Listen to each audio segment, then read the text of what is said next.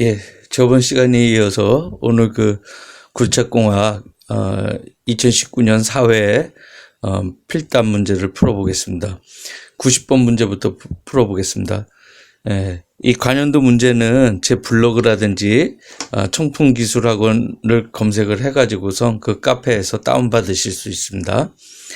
90번 두 불연속면의 교선의 방향이 3면의 경사 방향과 거의 일치하고 3면의 경사가 두 불연속면의 경사보다 급할 경우 발생할 수 있는 안반 3면의 파괴 형태는 두 전리가 만나서 한다는 거죠. 그래서 요거는 쐐기 파괴입니다. 그래서 쐐기 파괴 형태는 예를 들어서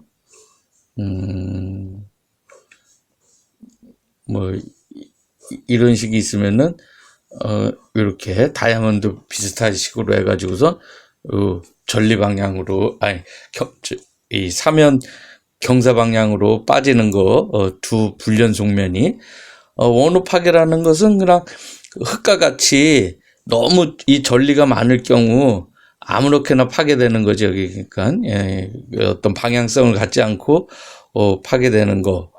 그 다음에 전도 파괴라는 거는 이렇게 뒤쪽으로 무너지는 거죠. 이렇게 주상절리처럼 이렇게 있으면은 이렇게 뒤쪽으로 무너지는 거.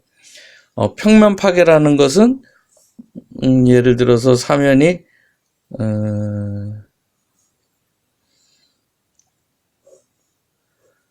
사면이 이렇게 있으면 이렇게 해서 이렇게 나가는 것이 이제 경사 방향하고 사면의 경사하고 그 방향으로 미끄러져내는 걸 평면 파괴라 그러죠.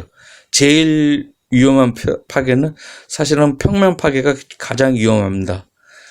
자, 91번 지하 저장 공동의 특징에 대한 설명으로 틀린 것은, 자, 지하 공간을 이용함으로 지표의 경관 변화가 적다. 맞죠?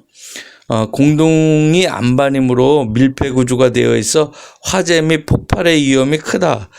오히려 그 안반으로 돼 있어서 화재하고 폭발의 위험은 적지요. 그리고 또 안반이지만은 또 거기에는 공극도 있게 되고, 그래서 화재 및 폭발의 위험이 크다는 말은 좀 틀린 얘기가 되겠습니다. 3번 자연재해 및 인위적 재해에 대해 구조상 안전하다. 맞죠? 일정 규모 이상이 되면 지상 탱크식에 비해 건설 비용이 낮아진다. 맞는 얘기입니다.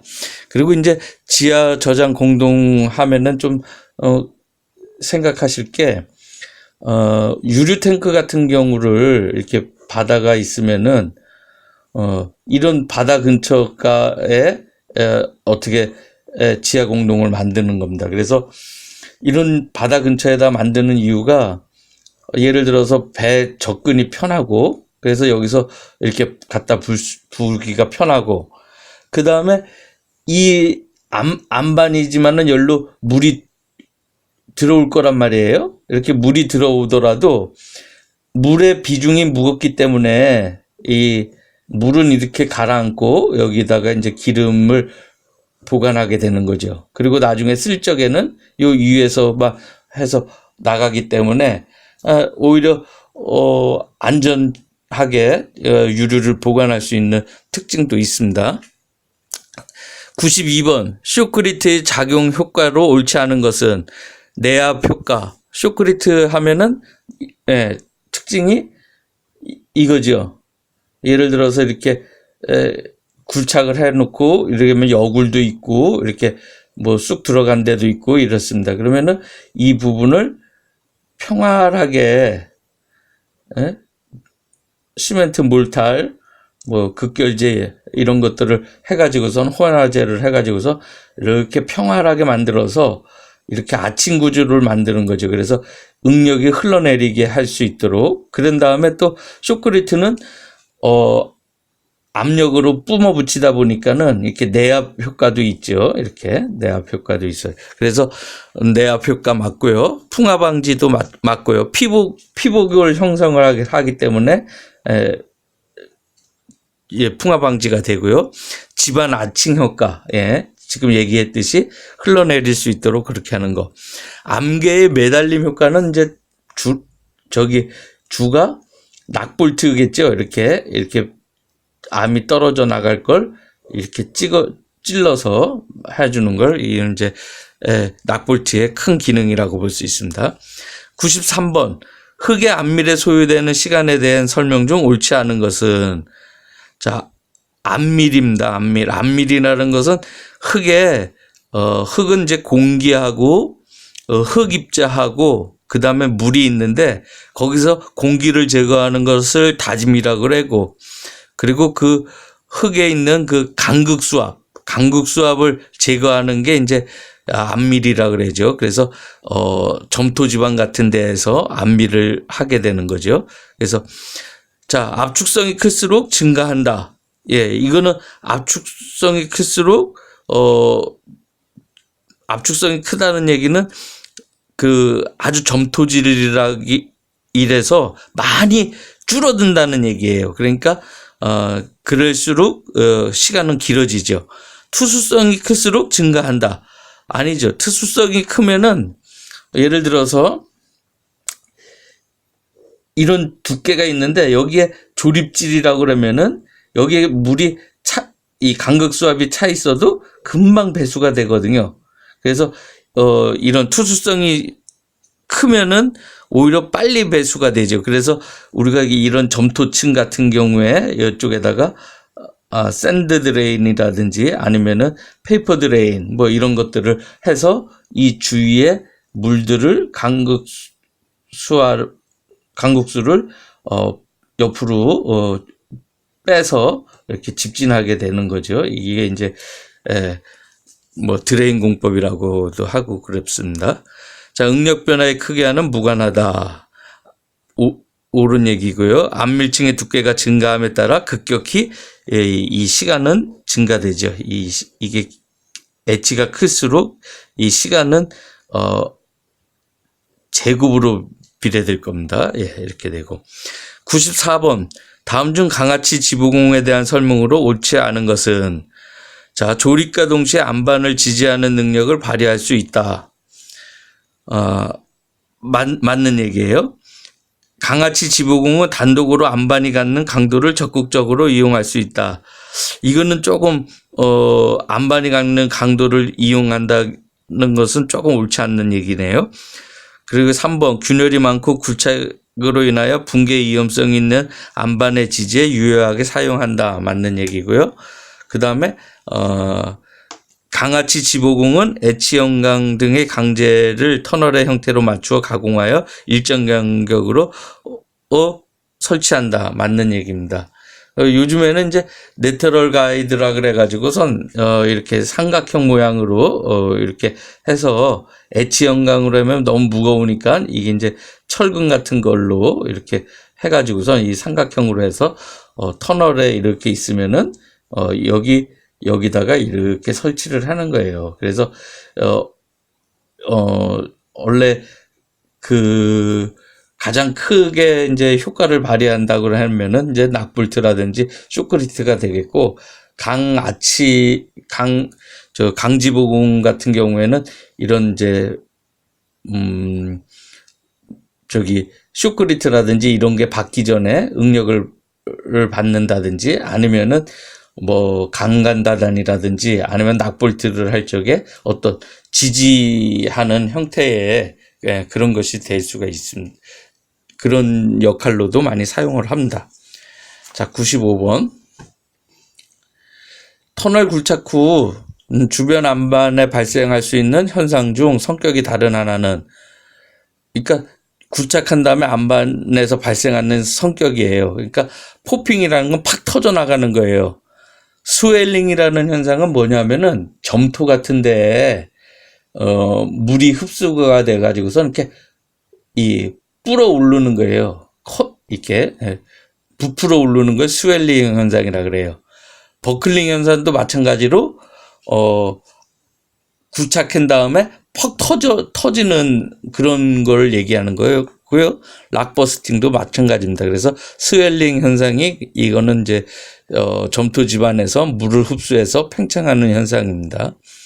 96번 광역 변성암에 해당하지 않는 것은, 그래서 편암, 천매암, 편마암은 광역 변성암에 속하고요.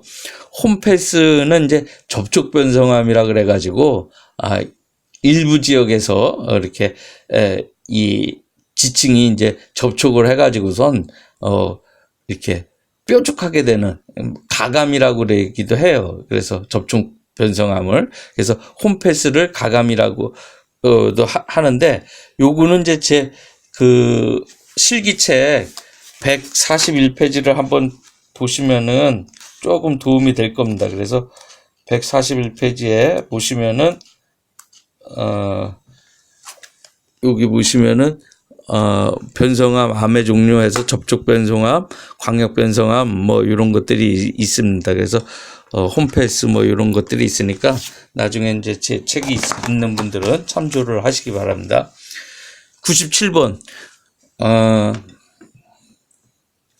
97번 지하 굴착에서 기존 구조물 바로 아래 또는 부근을 굴착할 경우 구조물 기초의 지지력이 저하되어 안정이 손상될 우려가 있기 때문에 집안의 개량, 기초 보강 등을 실시하여 구조물의 안전을 도모하고자 할 때 실시하는 공법은, 메세르 공법이라는 것은 저도 뭐 잘은 모르겠는데 이게 메스 공법을 얘기하는 것 같아요. 메스라는 거는 이제 우리 칼 메스라 그러잖아요. 그 칼날을 예를 들어서 이렇게 터널이라든지 아니면은 뭐 이런 걸 굴착을 할 적에 이 주위에 칼날을 끼워 가지고선 이렇게 지보제 역할을 해 가지고선 하는 거고, 선제화 공법은 이제 안밀 치마를 시킬 적에 제화를 시켜 가지고서 하는 거고요. 언더피닝 공법이라는 것이 이제 예를 들어서 이렇게 구조물 기초가 있는데 우리가 여기서 뭘 하게 된다든지 이럴 적에 이 집안을 보강하기 위해서 여기다가 뭐 굴착을 해가지고선 뭘 밑에다가 뭘 보강을 한다든지 이런 걸 언더핑이라 그래요. 그래서 예를 들어서 이쪽으로 이렇게 파일을 받고 여기서 뭘 이렇게 해가지고선 이런 것들을 받쳐 올리는 거, 이런 것들을 언더핑 공법이라 그런다. 그리고 파이프 루프라는 것은 터널이 이렇게 있으면은 여기 파이프를 해서 지붕 형태로 해서 이렇게 쭉쭉 나가는 거, 이렇게 해가지고서 이 상부 하중을 지지하는 걸, 이걸 파이프 루프라고 그럽니다. 그 언더피닝 공법이 맞겠죠.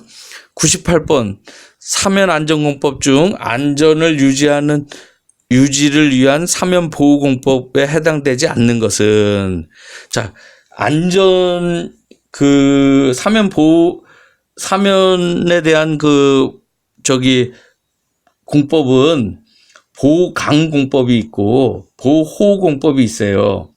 그래서 보강 공법은 이제 안전율을 증가시키는 거고, 보호 공법은 안전율을 저하되지 않도록 유지를 시키는 거예요. 그래서 얘는 뭐 배수를 한다든지 사면에 배수를 시킨다든지 아니면은 뭐 저기 배수공을 넣어서 이렇게 배수를 시킨다든지 아니면 여기 새굴이 될까봐 풀을 입힌다든지 식생을 한다든지 이런 것들이 이제 보호공법이고, 보강공법이라는 건 얘가 무너지기 때문에 저항력을 주는 거죠. 그래서 낙불틀을 한다든지 아니면은 낙앙칼을 한다든지 이런 것들이 이제 보강공법에 속해요. 그러면 여기서 뭐겠습니까? 앙칼공법은 보강공법이다. 99번 안반 내에 존재하는 불연속의 방향성을 나타내기 위한 주양경사 또는 경사 방향 경사를 이용한다. 다음 중 현실적으로 발생 가능한 불연속면에 대한 방향성 표기가 올바른 것은, 자, 우리가 이제 주양경사를 표현할 적에 주양경사를 표현할 수도 있고, 이렇게 할까요? 네. 주향 경사를 표현할 수도 있고, 또 경사 방향 경사 방향하고 경사각을 표시를 할 수가 있어요. 그래서 이 경사 방향은 세 자리수입니다. 세 자리수. 예. 그래서 예를 들어서 우리가 이렇게 해서 N, S, E, W라고 치면은 예를 들어서 여기 45도다 이러면은 0, 4, 5 뭐 그 다음에 각도는 뭐 75도라든지 뭐 이런 식으로 표현을 할 수가 있죠. 그래서 1번 같은 경우에는 45, 45니까 이 세 자릿수로 표기를 해야 되는데 이거 안 됐죠.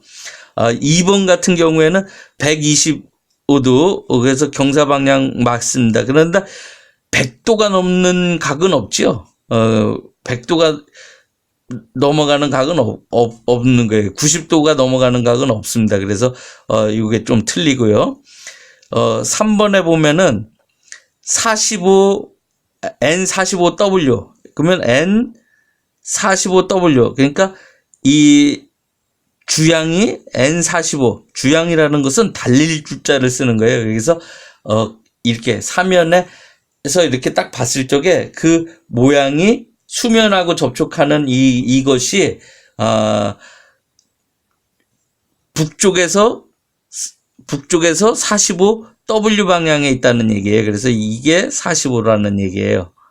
그죠? 네, 그래서 이 방향으로 있어요. 그러면 경사는 어떻게 되겠어요? 이 방향으로 가든지 아니면 이 방향으로 밖에 못 간단 말이에요. 그러니까 N2가 되든지 아니면은 S가 돼야지 되는 거예요. SW가 돼야지 되는 거예요. 근데 보면은 45 S2가 됐다는 얘기예요. S2라는 거는 말이 안 맞잖아요. 그죠? 예, 그렇기 때문에 3번도 틀리고 4번 같은 경우에 여기가 북쪽이고 이쪽이 남쪽이니까 4번 같은 경우에는 N45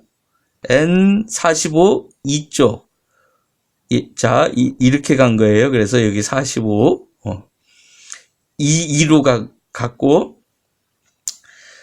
그러면은 이제 S2로 갔다는 얘기예요. S2 45 이 방향으로 경사가 났다는 거예요.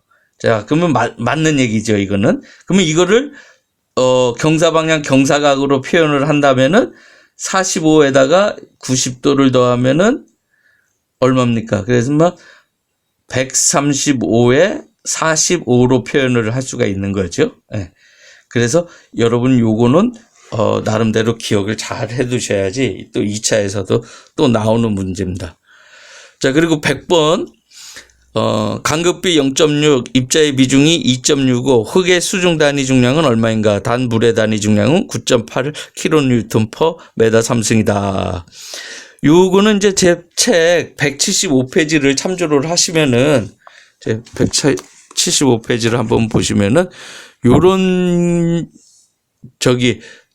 그 간극비하고 뭐 비중하고 이런 것들이 나와 있어요. 그래서 우리가 구하는 거는 이 R서브 이 수중 단위 중량이라고요. 그래서 세츄레이션하고 감마 W 물의 단위 중량하고를 빼야지 돼요. 그래서 감마 세츄레이션 포화 단위 중량은 1 플러스 간극비 분의 비중 플러스 간극비 그다음에 물의 단위 중량 이렇게 계산하는 식이 있거든요. 그러면 그 식에 의해서 계산을 하면은 R saturation 포화 단위 중량은 19.92가 되고 R 서브는 이렇게 해서 9.8을 빼면 10.1이 됩니다. 이렇게 해서 요런 문제는 많이 출제는 안 되지만 2차 문제에서도 가끔씩은 출제되니까는 요 정도는 알아두시는 것도 괜찮을 것 같습니다. 제가 지금 요즘 이제 그 1차 필기 문제들을 좀 정리를 하고 있고요.